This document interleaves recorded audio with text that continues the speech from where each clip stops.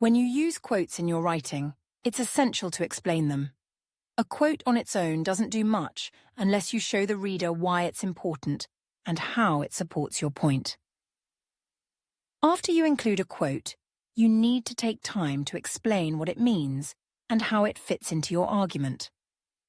This step helps the reader understand the connection between the evidence from the text and the point you're trying to make.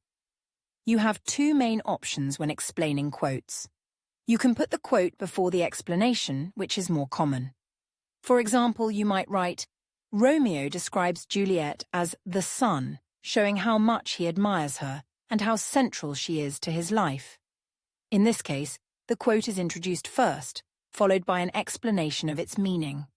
Alternatively, you can place the explanation before the quote. For example, Romeo sees Juliet as someone who brings light and warmth to his world, which he shows by calling her the sun.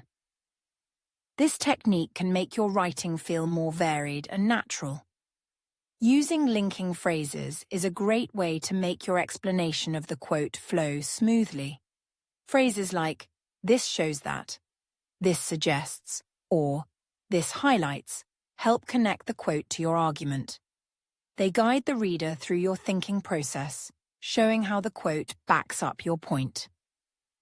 For instance, after quoting a line from a poem, you might write, "This suggests that the speaker feels isolated, as the cold imagery emphasizes loneliness." By using linking phrases, you make your analysis clear and easy to follow. It's also important not to use the same words and phrases all the time when explaining quotes. If you constantly say, "This shows," or "This means," your writing can become repetitive and dull. Instead, try to vary your language. You might say, "This demonstrates," "This implies," "This reveals," or "This illustrates." Switching up your vocabulary keeps your writing interesting and shows that you have a good command of language. When explaining quotes, remember that the explanation is just as important as the quote itself.